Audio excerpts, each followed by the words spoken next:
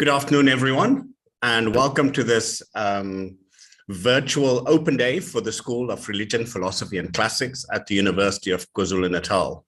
My name is Professor Federico Settler, and I'm the academic leader for teaching and learning in our school, where my primary responsibilities involves an oversight and coordination of a series of tasks, activities, and processes related to undergraduate qualifications and processes. It's a great pleasure to welcome everyone here today and to introduce to you what the School of Religion, Philosophy and Classics has to offer.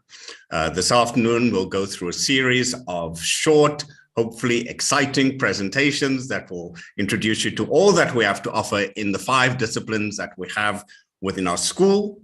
But we'll tell you a little bit more about that a little later. And as a way to start, I would like to invite our acting dean of our school, Professor Simangaliso Khumalo. Over to you, Professor Khumalo. Thank you very much, Professor Federico Settler, our head of teaching and learning in the School of Religion, Philosophy and Classics. My name is Simangaliso Khumalo. As you've already been told, I am the acting dean of the school. This indeed is a wonderful, great day for us in the school to be able to host this virtual open day where we can share with people everywhere, especially potential students who may be wanting and thinking about joining an institution next year to study. And so we are excited to take this opportunity to introduce the great programs that we are offering in our school, in the School of Religion, Philosophy and Classics, and in brackets, Theology and Ethics, because that's what we offer. You may be asking yourself, why should you choose to come to us? Out of the 26 institutions that are in the country that are run by our government, we've got a few reasons why we think it's important that you consider joining the University of KwaZulu-Natal. First of all, we are one of the top 500 universities in the world. Secondly, we are number 3 in this country in terms of the research work that we do, because of course, even though you'll be joining our undergraduate programs, the quality of those programs is determined by the quality of researchers that an institution has, who then teach you. Thirdly, we are, of course, leading in the country in terms of being a center of excellence in the study of religion, philosophy, classics, and theology. And now we've got an amazing growing emphasis in ethics. And all those programs, you may be asking yourself, what am I going to do with all these? As far as my future is concerned, there is just a lot of opportunities that you can use these as your career paths for the future. And over and above that, our programs, we are also enabling students to have bursaries and scholarships where we can, so that when you come, and we also help with facilitating and helping those who want to access NSFAS, all the kind of support that you may need as a student who is wanting to pursue their career and building up their future. We're a school with excellent academic colleagues who are skilled, and they are leaders, global leaders in their fields of engagement. So you will be taught by some of the best scholars in the world if you come and join us in the School of Religion, Philosophy and Classics. So therefore today, we are just excited to welcome you to participate in this virtual open day. You might be a parent who is thinking on where to send their child. You might be a young person who is enthusiastically looking for opportunities to study next year. You are in the right event today, because we want to share with you the exciting programs that we have. So welcome indeed. Would like to have you in here. Thank you. Bye-bye. Thank you very much, Professor Khumalo, for that hearty, warm, and comprehensive welcome to all possible kind of visitors and attendees here today. That could be either young people, parents, educators, or interested parties and stakeholders. We welcome you all.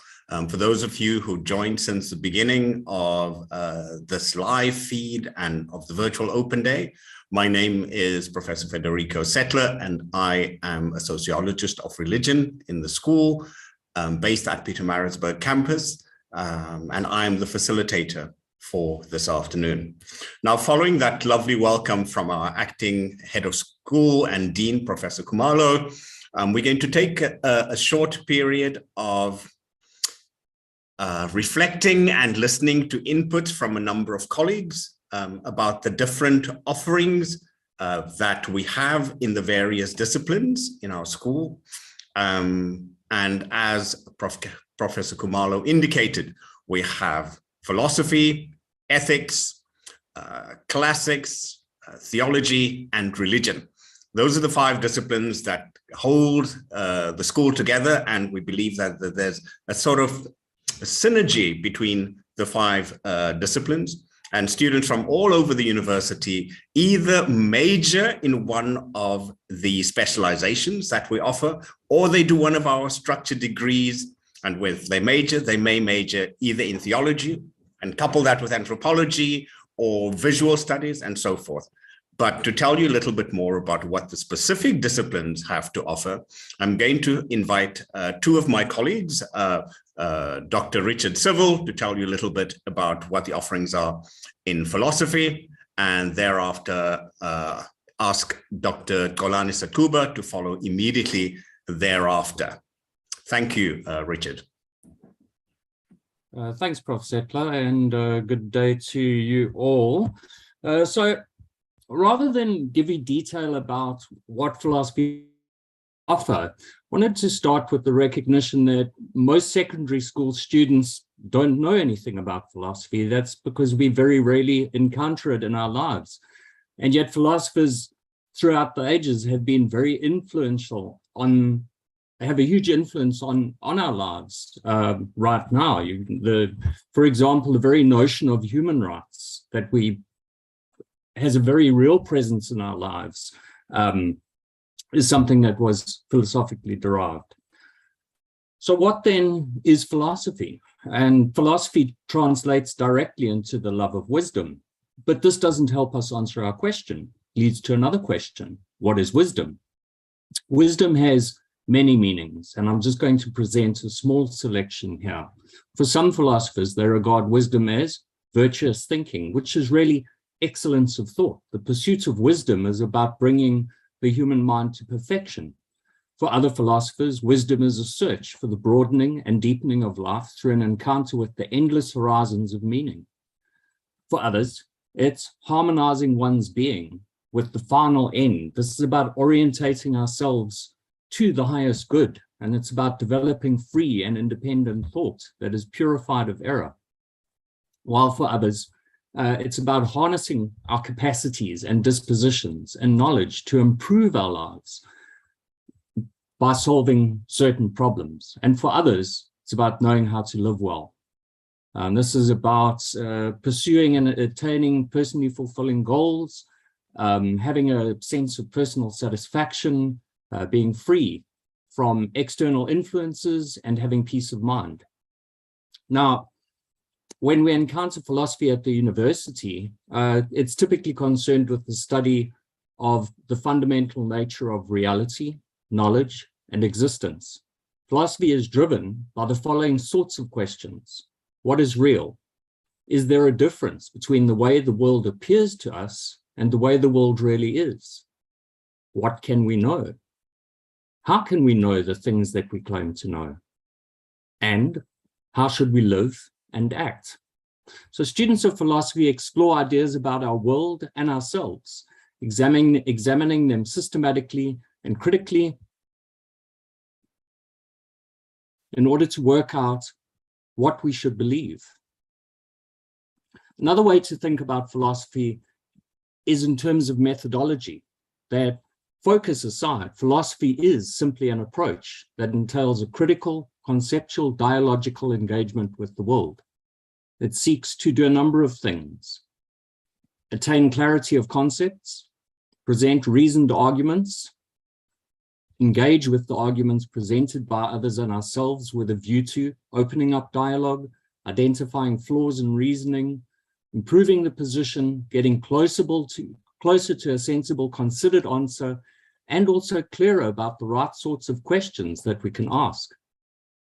Of course, this doesn't answer a lot of the questions that students typically ask, one of which is, where does this lead us?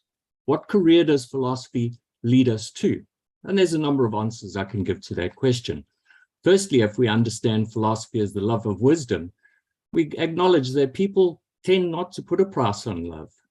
Think about your devotion to God, or the care and concern that you feel for a child or a parent, or the time and the effort that you pour into hobbies. These things fulfill us, but we don't seek reward, financial reward for them. So in line with this, many people who study philosophy do so because they're passionate about it and not for the job prospects. Of course, I acknowledge that this isn't why a lot of people come to university. And so this answer isn't satisfying. So the truth of the matter is, there are very few jobs for philosophers, typically because the only positions that we find advertised are institutions of higher learnings, like universities, to be academics and philosophy departments. And yet we need to remember, since very few people pursue studies in philosophy to a postgraduate level, competition for jobs, for those jobs, is a lot smaller. That aside, it's worth pointing out that what philosophy has to offer in terms of clarity and independence of thought, capacity to reason clearly and competently, to see and assess sides of a situation in an impartial manner, are highly desirable in the marketplace, and these will shine through in an interview. And it is these capacities and capabilities that many employers value. Thank you. Thank you, Richard. And I'll hand over to Dr. Sakuba from the discipline of theology. Over to you, Dr. Sakuba. Good afternoon, everyone. My name is Dr. Sakuba, Olani Sakuba. I am based in the Pietermaritzburg campus. I'm here going to talk about offerings in religion and theology. When we start the new year with our students, we are always confronted with a very difficult question. It's not a very difficult question, but it is a very interesting question which our students tend to pose to us. And that question is about why study religion and theology in a secular university? Why is it important? Questions such as, when I complete studying religion or theology, what kinds of job offerings are out there for me, and that kind of thing. Now, one of the responses that I usually give to students is to remind them that we are a multi-religious community.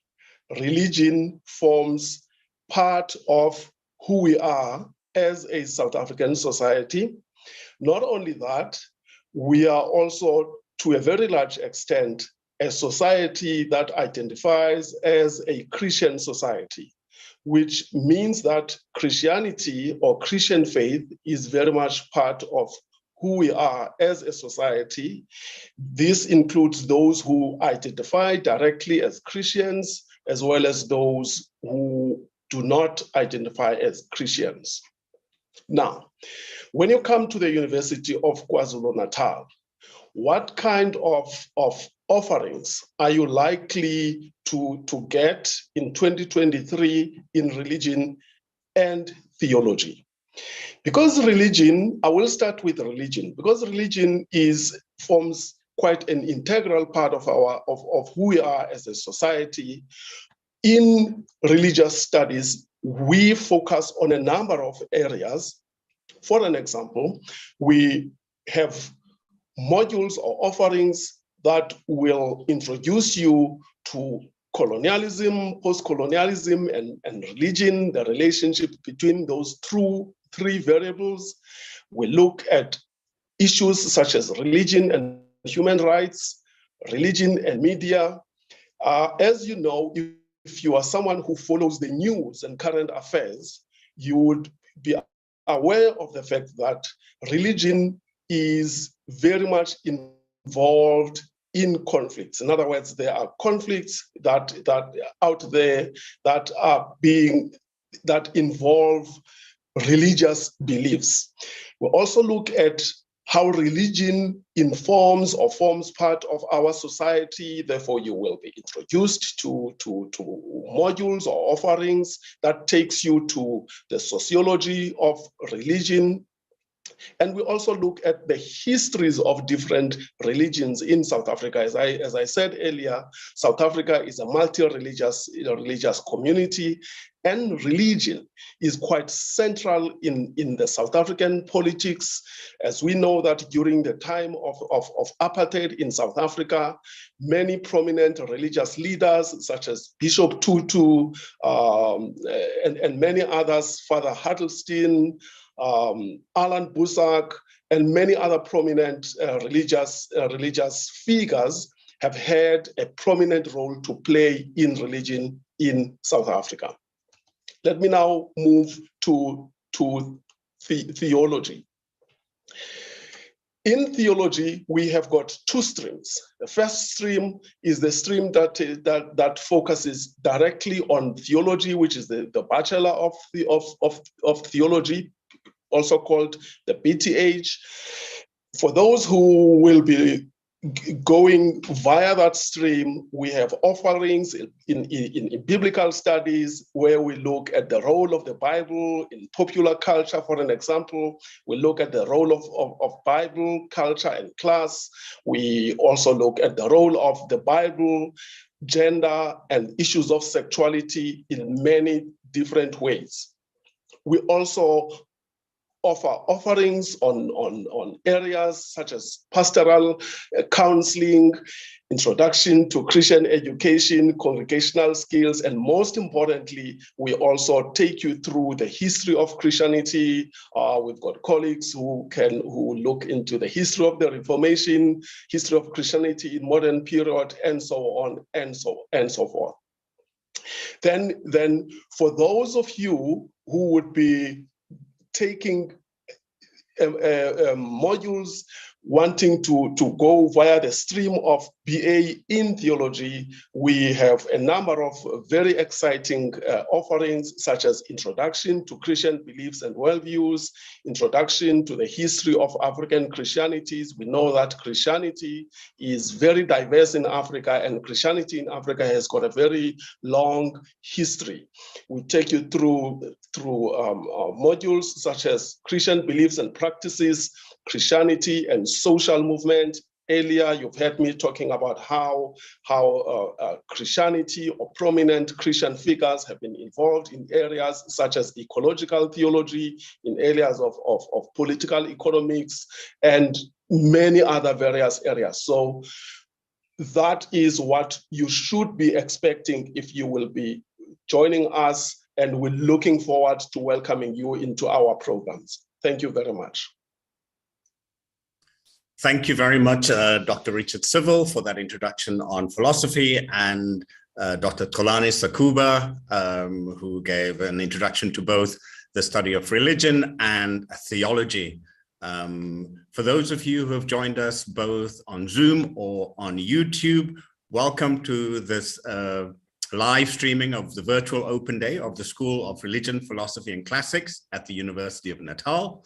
My name is Professor Federico Settler, and I am one of the academic leaders, and we are really happy to have you here today.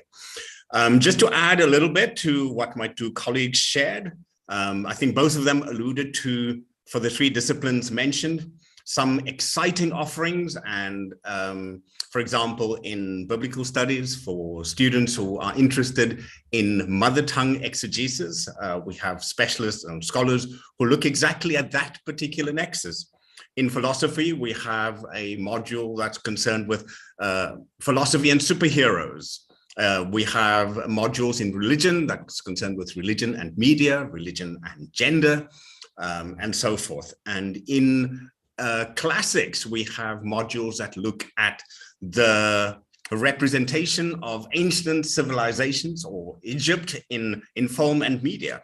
And I mentioned these to give you a sense of the breadth and the complexity and different platforms through which we engage with these kind of older, kind of established disciplines to demonstrate for you the different fields within which these critical competencies are applied. And we're very excited to have you here today. So I'm just going to briefly mention one more discipline before I hand over to some other colleagues. We also have ethics at the University of KwaZulu-Natal and at UKZN.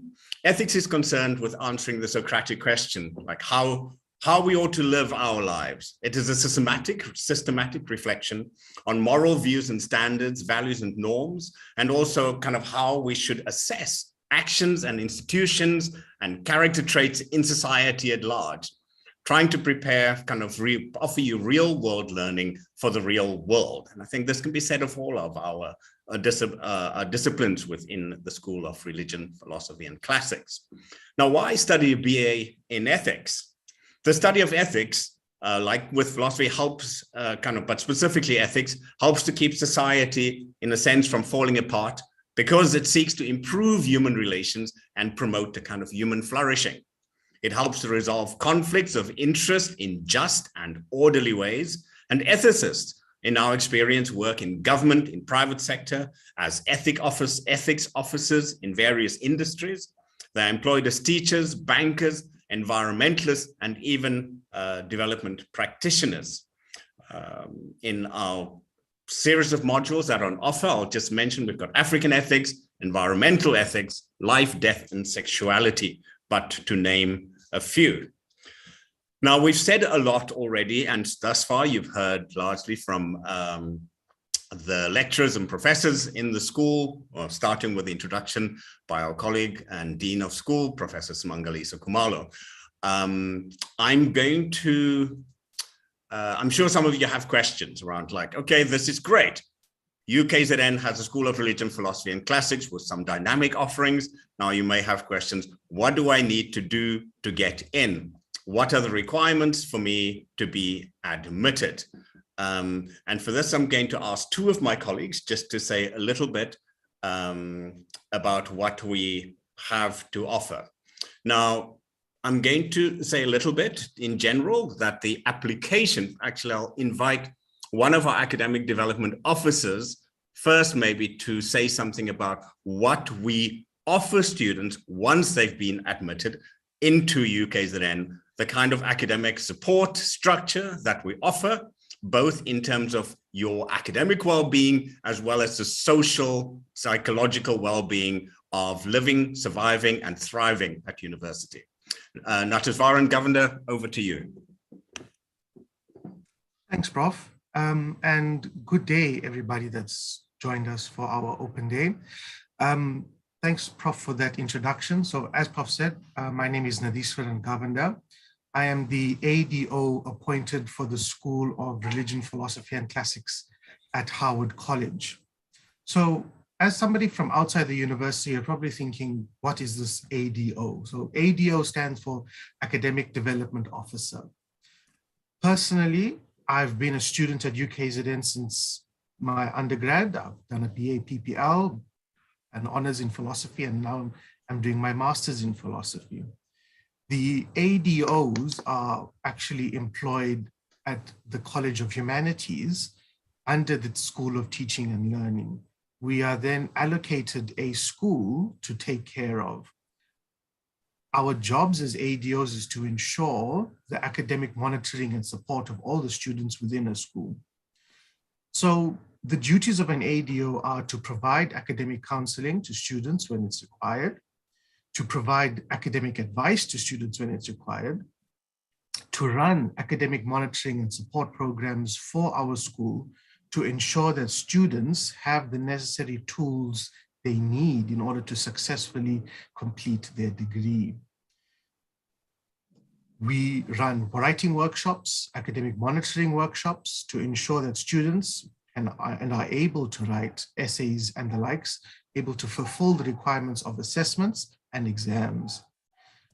Overall, academic support of undergrad students lies ultimately with the ADOs and the head of teaching and learning within the schools. Our main focus is to support at-risk students, which are students that are not performing at their optimal level, and to get them back onto the right track. This is a continuous support that starts from the time you join UKZN to the time you graduate. Along with other duties, we also do support students and refer them to necessary units where they so need it. These units being student support services who offer students psychosocial support should they need it, health services through the use of our clinics, career planning and career development, and academic support, such as allocating students to the writing place and other units within the university that give students the support they need in order to achieve their studies. In summation, though, the job and duties of an ADO is to successfully attain their degree, but also attain it in a way that ensures the holistic development of the student so that when they leave UKZN, they are ready to take on the world of work.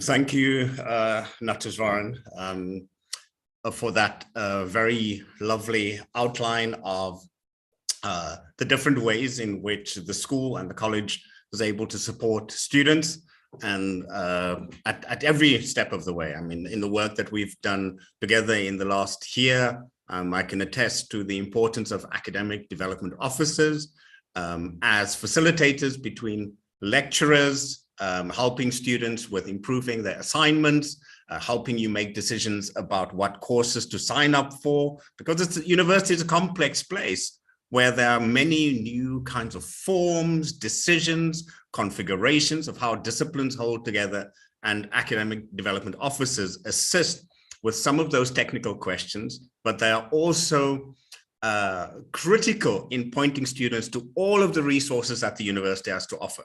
Like they run workshops. First of all, they will refer you to the writing center if you're someone who's not so confident about writing assignments, or if you don't know how to navigate to the library. They will point you to a series of workshops and facilities that are on offer. If you struggle with time management, or suddenly feel under a lot of pressure as a new student and you're not sure how to navigate the kind of time pressure, you've got lots of assignments due, academic development officers are the kind of people that are there to assist you. And so they are, in our view, they are critical colleagues in the success and throughput of our students to graduate timeously.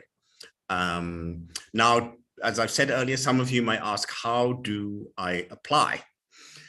Most students at the University of KwaZulu-Natal for undergraduate studies are required to apply through the Central Applications Office, cao.ac.za,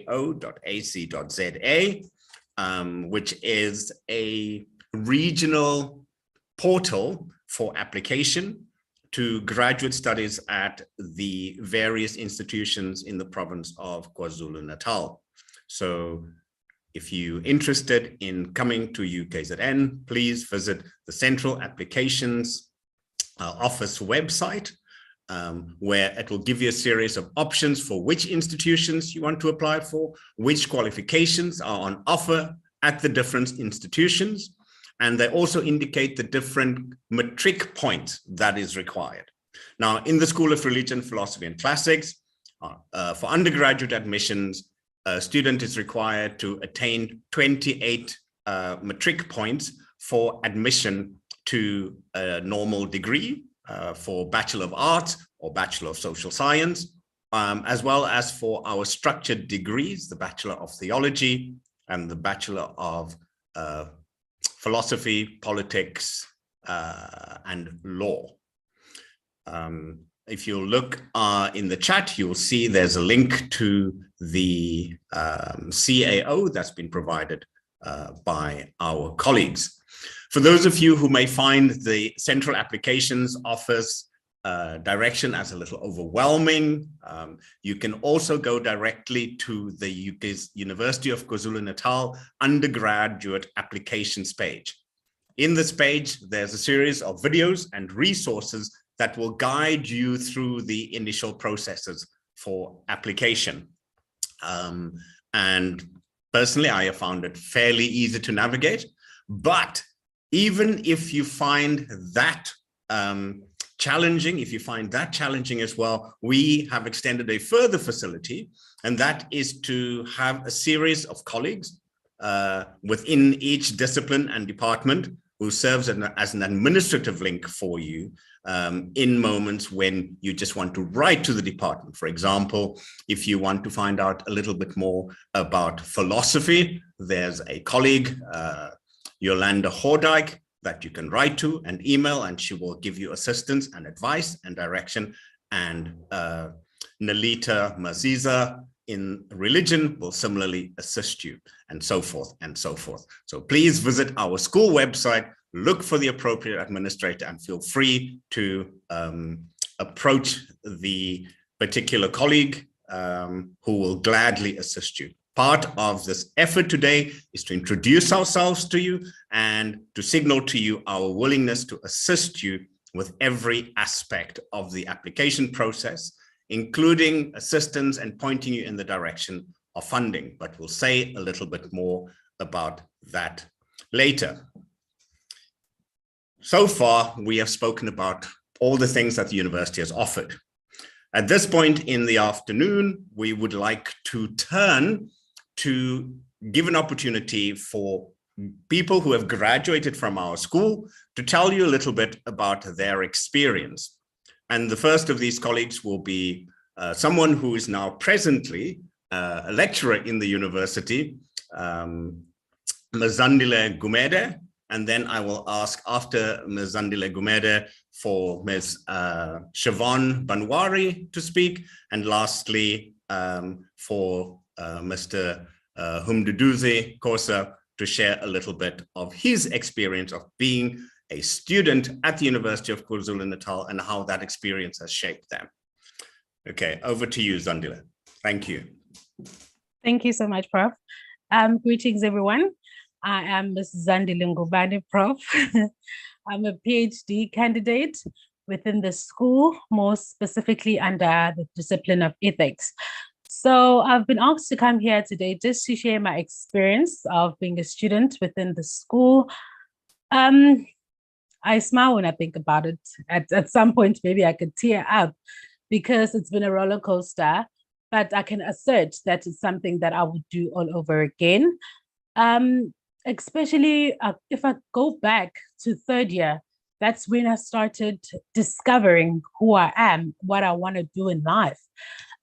Just to briefly explain to you guys, at third year level, the discipline of ethics wants to train students. It's either you're training to be at the workplace or you are introduced to being an academic. So we usually go out and get involved with the community. We do presentations. You just get an opportunity to rediscover who you are, who you want to be, what you want to do in life.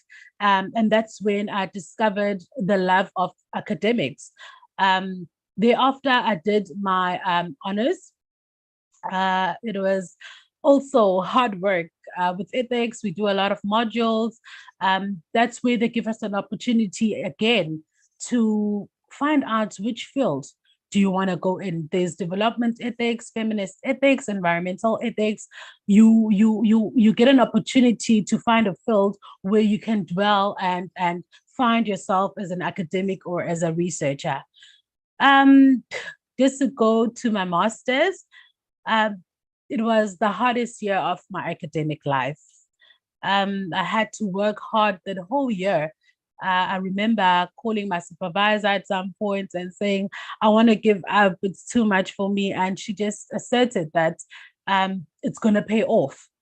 I had a lot of support from the school. I had a lot of support from the department, especially because ethics is a small department and we get to know each other. So we are there for each other, always here. This person is going to assist with this and that and the other. So with my honors, I passed, and then I got an invitation at the Golden Key Society of South Africa. I passed with merit certificate, and I just thought to myself, you know what, maybe I am an academic after all, let me try my master's. So with my master's, like I said, it was difficult, but it was worthwhile. I passed with the summa cum laude. I landed in newspaper articles, something that was so foreign. I was on the radio. I remember having interviews in 2 of the biggest radio stations in South Africa. And, you know, I got an opportunity to fly the flag high for our school, most especially my discipline, because it's so small and people don't know about it. Here I am today. I'm doing my PhD in ethics, and I think I'm doing relatively well. I get offers from universities saying you should come in. I think you can join our team. My hard work is paying off, and all thanks to the Department of Ethics, and more especially our school. And I'm doing my PhD now. I'm working really hard with that. And yeah, I see myself as an academic. I go to my mentors here today. Thank you for the hard work. Thank you to our dean, Prof. Smanga. He is organizing a team of academics that we can work and sit down and work with each other, and something that maybe other places wouldn't do, because, you know, at PhD level, people think you're going to do it, you are used to it, yet we do need the support. So all I want to say is that people should register, try us out. We are a loving family, we are a welcoming family. And again, thank you for the opportunity to everybody. That's my experience within the school. Thank you. Thank you, Zandile Hungabane. I apologize for getting your surname wrong. No problem, Prof. Okay. I will now hand over to Ms. Shivam Manwari. Over to you, Shivam. Oh, thank you, Prof. Hello, everyone out there. My name is Shivam Manwari. I was an undergraduate in classics in 2010. I graduated with my BA in Latin and classical civilization. I went on to do my honors also in classics and graduated in 2011. Completed my master's in 2016. Much like most academics that go from undergraduate to postgraduate and they continue studying, they get a little burnt out somewhere along the line. And I got close to that in my master's. But I had great support in my department, and the lecturers were very helpful. So much so that they recommended taking a little break and going and exploring what other things one can do with a classics degree. One of those very interesting and very inspiring topics that we came up across was going for archaeological digs overseas. And I was very fortunate enough to join the Upper Line project for 2 years. The project runs from September to October, and it takes in volunteers from around the world who have studied archaeology and classics. I got the opportunity to work with them in 2012 and in 2013 for the archaeological sessions. I'm just going to share a couple of pictures that I have. This was one of the sites that we worked on. This is in Naples, on a mountainside. This was a medieval church site. We were surrounded by olive trees and fig trees, and there we were working, digging away on this medieval church site, going through the pottery there, and most importantly, the bones, because the bones always tell. Here's an example of one of the skeletons that was excavated from the site. On my first day there, I was fortunate enough to be sent into one of those dig sites to extract a spinal column from the area, because it is a very delicate procedure and they needed somebody who could fit in the little hole that they had. I volunteered, and that was my first experience at a dig site. The second year that I was there, we mainly focused in the Roman baths in a little town called Polina Trokia.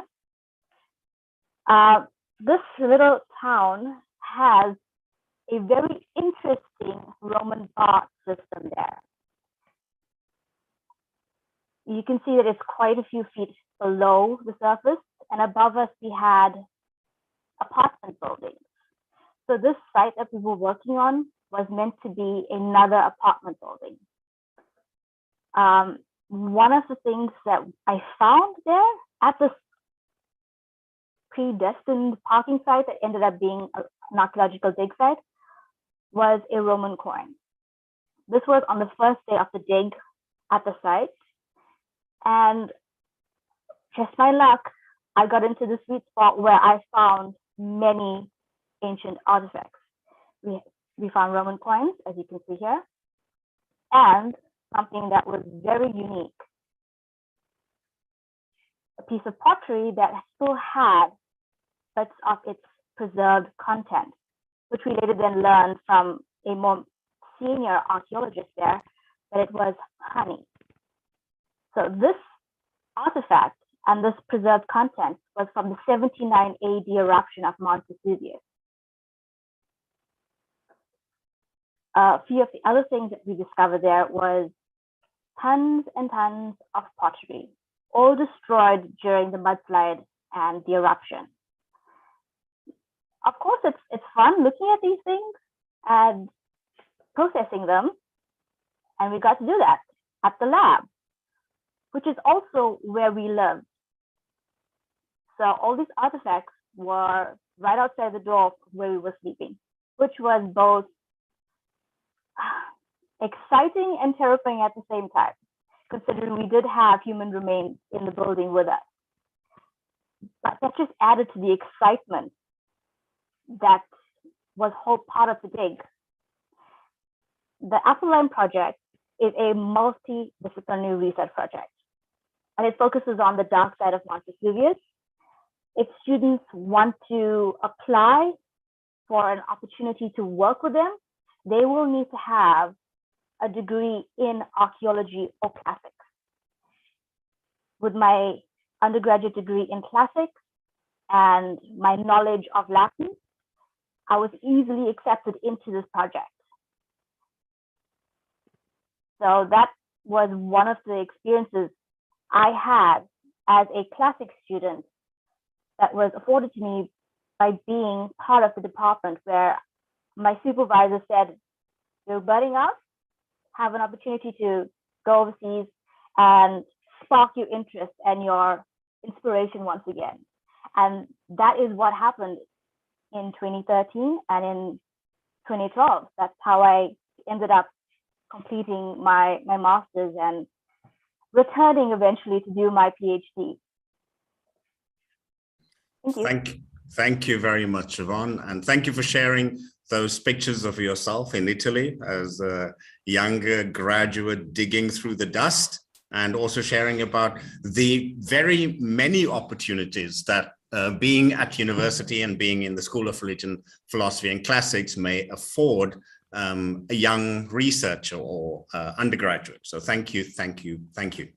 The third former graduate I'd like to invite to speak is Mr. Nduduzi Khoza, who he did his Bachelor of Theology within our school a couple of years ago, and now is out in the world of work. So without further ado, I'm going to invite Nduduzi to please unmute yourself and share with us something of your exchange experience and maybe a little bit about what it was like being at UKZN.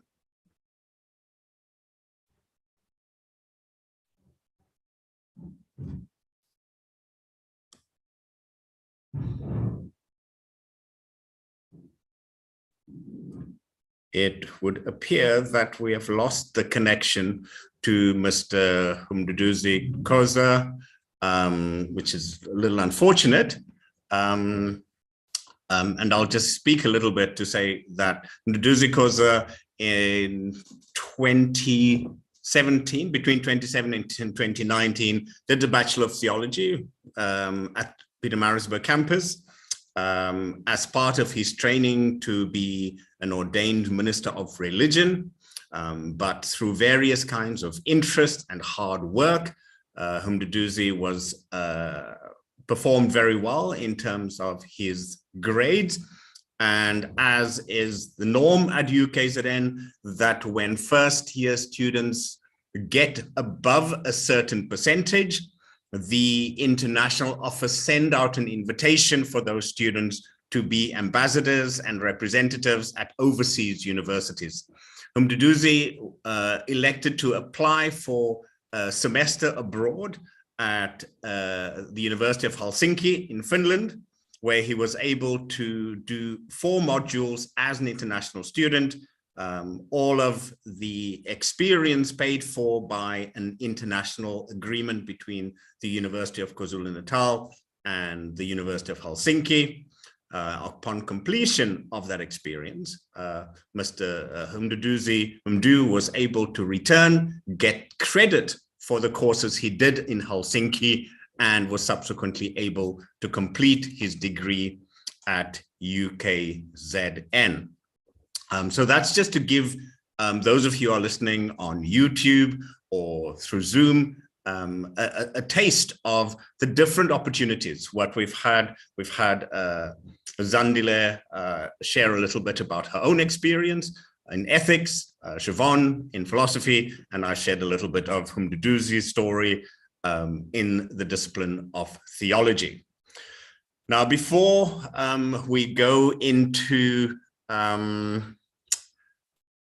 talking about careers, opportunities, skills, training, and so forth, I'm just going to invite one of our administrators, Nalita Maziza, to introduce herself and to say a little bit more about opportunities for getting assistance from within the school for those of you who may have an interest in asking more questions outside of this live stream opportunity.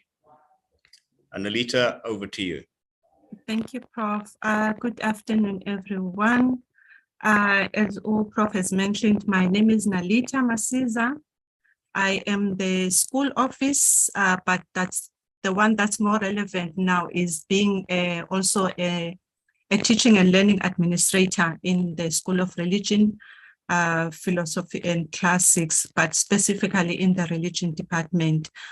Prof has already highlighted the process of the applications, but I just want to add onto that.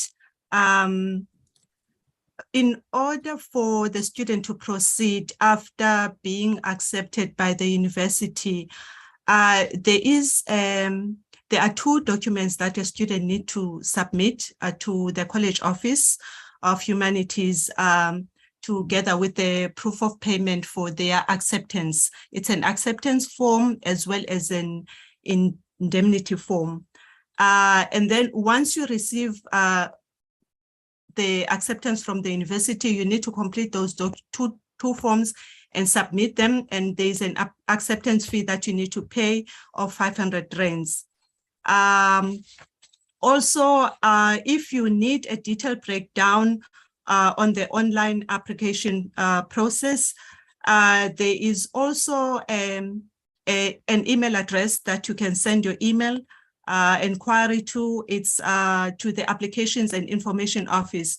It's the email address is enquiries@ukzn.ac.za. Further to that, if you have any specific related queries regarding our programs, you can either email me on masiza@ukzn.ac.za, or you can email my colleague Yolanda Hordijk. Her email address has been posted on the chat group. I think that will be all on my side.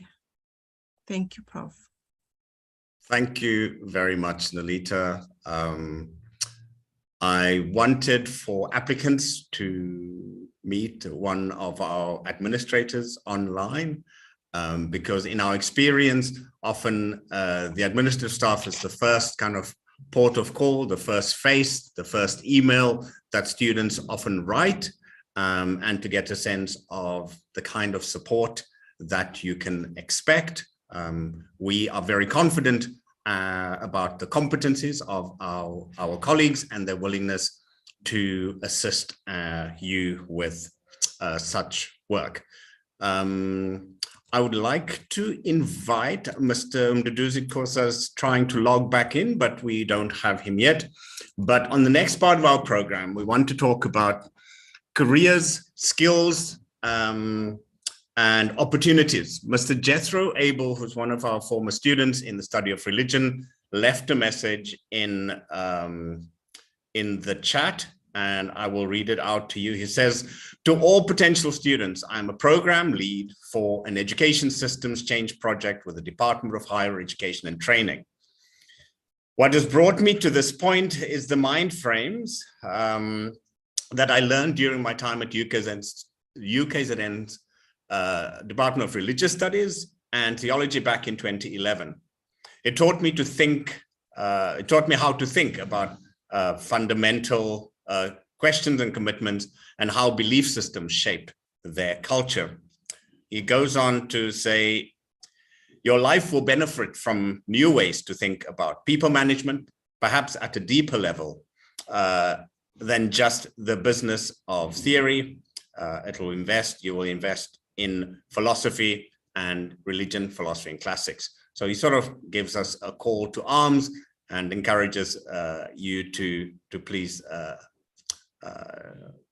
apply if this is an area that you have an interest. I'm going to hand over to Zandile again to maybe say just a little bit about how the studying of ethics kind of, again, shaped her life. So I don't know if you want to add something more, Zandile, to your remarks earlier, just very briefly, before we go to Mduduzi Khosa.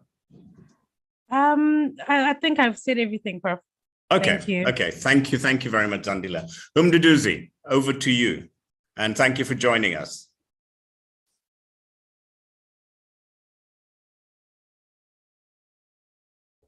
Umdu?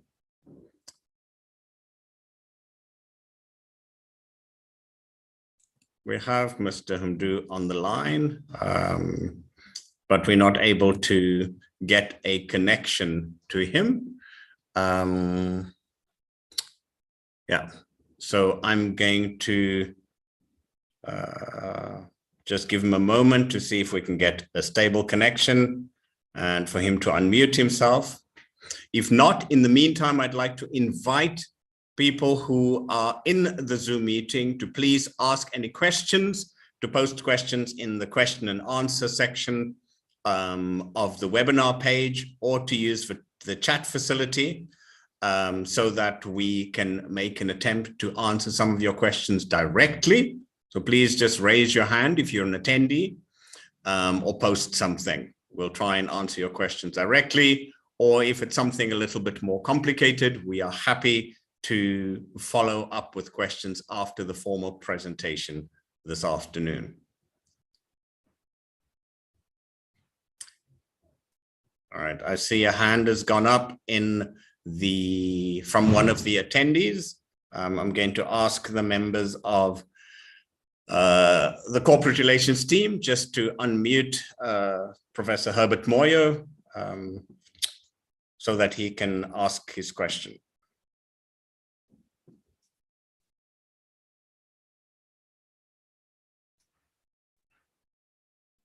Please go ahead, Professor Moyo. Yeah, thanks, Professor Settler.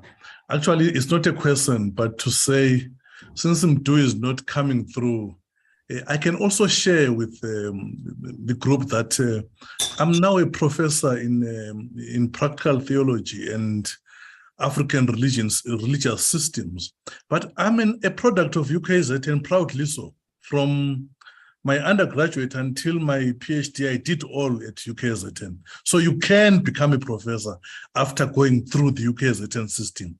Thanks, Rico. Since we have you on the line, Professor Moyo, I know you have served as a member of the scholarships committee, and one of the issues that we did want to discuss this afternoon with students is to indicate certainly for those seeking to do a Bachelor of Theology, what the opportunities are for funding and assistance at undergraduate level. If you could just say something briefly. Yeah, sure. Thanks, Prof. UKZN actually is a caring institution, especially the school, through teaching and learning, which is headed by Professor Settler, the one that has been speaking to you.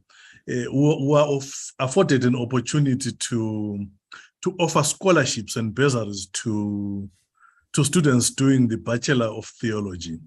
It's almost guaranteed that when you apply for undergraduate to do the Bachelor of Theology, we will offer you tuition fees.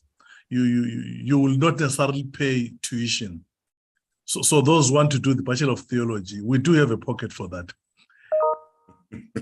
As I'm pointing to this, I'm saying it's strictly tuition fees. The reason is that I'm the chairperson of the pocket or the wallet. I don't know what you want to call it. Okay, let's call it a wallet, not a vault. So in that wallet, the figure that I have every year does not change. What changes are the number of students that apply for the Bachelor of Theology. So the more the students we have, the less we are able to pay. The less students we have, the more we're able to pay per student.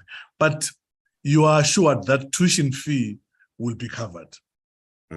Is that enough, Rico? Yeah, thank you very much, Professor Moyo. I was really grateful that you spoke because for those parents, students, and educators listening today, I wanted to reiterate that in addition, so UKZN, the UKZN School of Religion, Philosophy and Classics has for more than 10 years offered a series of bursaries for undergraduate students studying the Bachelor of Theology, and giving specific preference to younger women seeking to pursue careers in theological studies, theological education, and ministry.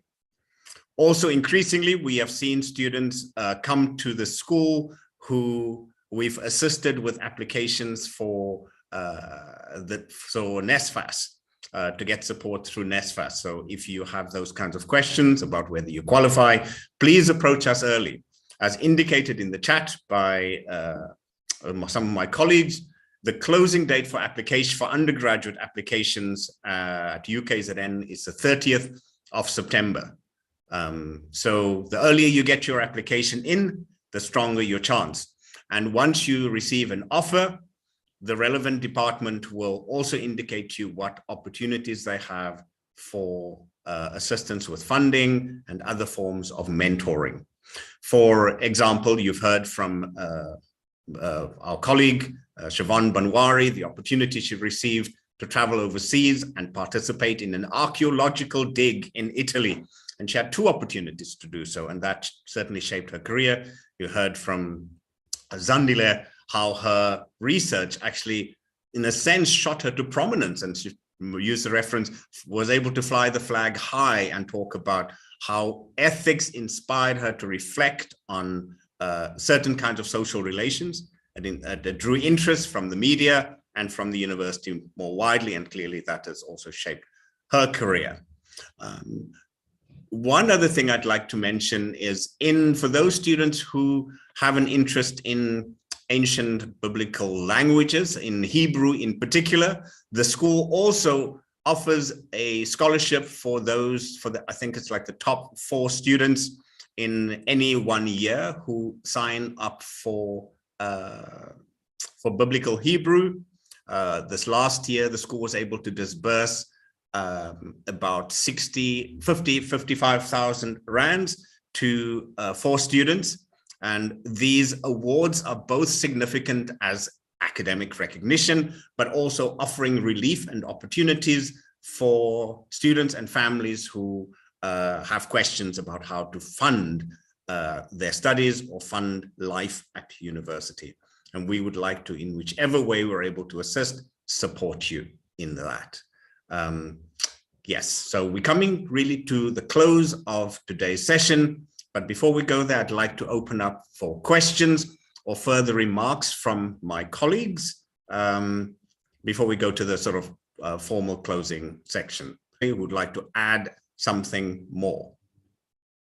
Or questions from the attendees in the room this afternoon? Nataswaran, please unmute yourself and go ahead. Thanks, Prof. I just wanted to let also potential applicants know that it's been said over and over again that we're a caring institution, but to the point where there is a lot of anxiety when you're applying in your first year and when you're registering as well for your modules after you've been accepted at UKZN. There is a lot of anxiety involved in that process.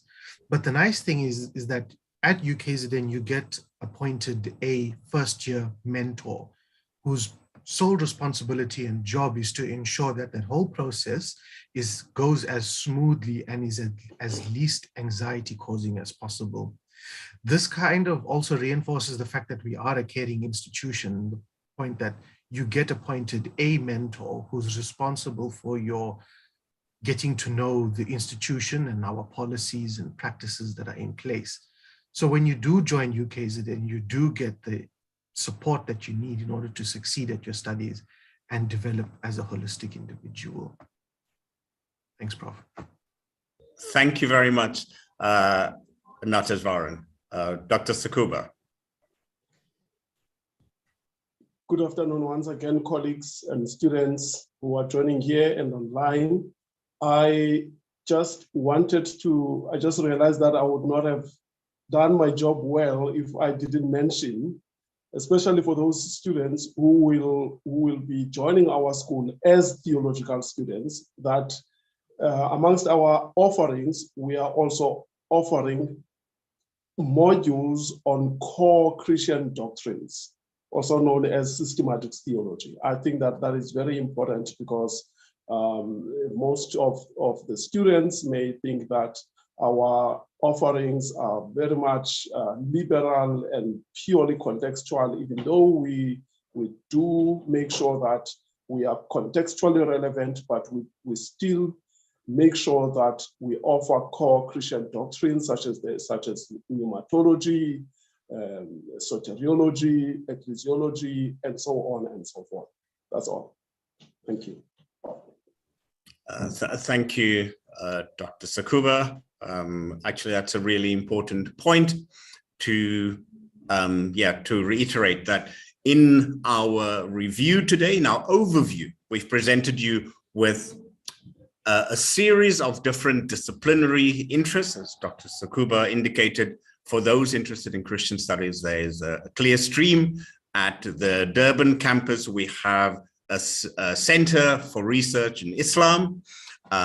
We have at Pietermaritzburg a center for contextual Bible study.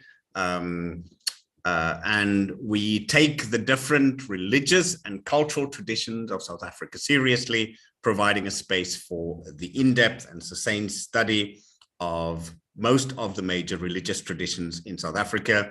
And we have colleagues who specialize in Hinduism, Islam, African traditional religion, and of course, Christian theology. We have some of the leading scholars in the country who will teach you, whose work you will be able to read. And if you have any questions about the readings that they have to offer in philosophy, you meet that very professor in your classroom. That is what we hope to offer you, what we offer our students. And we hope through this introduction today that you will feel motivated to apply, or at least to email us, to write to us, and to know that you will get some kind of response from us to your questions timeously. So for those of you who wish to apply, I have to reiterate again, the 30th of September is the closing date for undergraduate applications on the Central Applications Office platform. And before then, you're welcome to approach us with certain questions. Check out the UKZN undergraduate online application process, and please write to us without a reservation. Yeah, and you will not be prejudiced. There will be no kind of reservations about responding to you. My colleagues are ready and willing to assist you, and we look forward to having you as part of our community. And on that note, I'd like to invite Mr. Braden Stevens, one of our younger researchers in philosophy, to say a little bit about who he is, what his experience is, and to kind of just formally thank everyone and to sign off the activities for this afternoon. Braden, over to you. Hello, everyone. As Prof. Settler has introduced me, I'm Braden Stevens. I'm currently an honors student at the University of KwaZulu-Natal Howard College, and I'm doing my honors in philosophy, and I have my undergraduate in the Bachelor of Social Science with majors in philosophy and legal studies. Just to get into a brief little thing about who I am and my journey.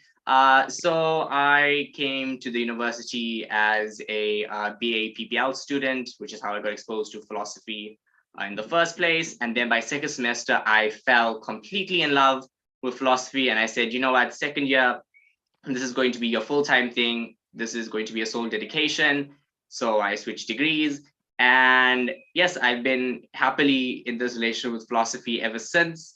My fellow panelists and colleagues have spoken about the amazing career opportunities that majoring in the various disciplines that's offered by the school provides for you. But I would like to touch on how we can also enrich your life from my point as a philosophy researcher. It's really been an absolutely enriching experience. You think more critically, you're more logical. You're sort of able to put yourself in other people's shoes, and you also are taught to argue and debate, which is the coolest thing ever, especially since we are now living in very polarizing times where there are many topics that are up for contention. So the coolest thing philosophy have done is teach me how to argue and debate, you know, and to sort of one up a person in an argument, essentially. And also, fun fact, if statistically speaking, in any like humanities college, the philosophy students are the ones that receive a lot more employment opportunities or have the most, because we're taught logic, we're taught to critically think, and these are all skills that go with us into career and life in general. So it's not just career fulfilling, but it's also very life enriching. So I would highly encourage anyone to please consider our school and the majors that we have. It's amazing, not just from a professional standpoint. Thank you, Braden. Thank you for that closing and for just reminding us why we are here, why we stay here, and how being a little bit more critical and philosophical gives us the edge. And it's the edge that may make the difference in the workplace or in the job market. Colleagues, thank you very, very much. panelists. Nalita, did you have one final thing to add that I possibly missed out on? Thank you. Yes, Prof, just a few closing words.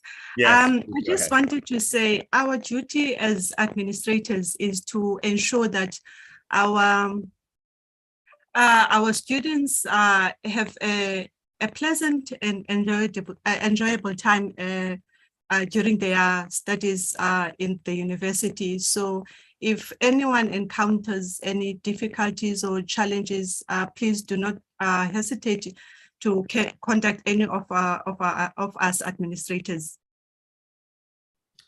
Wow, thank you. Wow, so important. Just reminding me that, yes, and you and Natas are reminding us all that as a university who cares, we provide psychosocial support, but we are available. The university also has a very established disability unit and very many student societies for inclusion of students ranging from sexual diversity, or special interest groups for students who come from different faith traditions, cultural traditions. You will find a community within our community. And we look forward to hearing or receiving your applications. Nalita, thank you for reminding me of the importance of that way to close. Thank you everyone for your contributions this afternoon. Thank you to the attendees for your attention on YouTube and on Zoom. We really, really appreciate your attention and time this afternoon. Take care.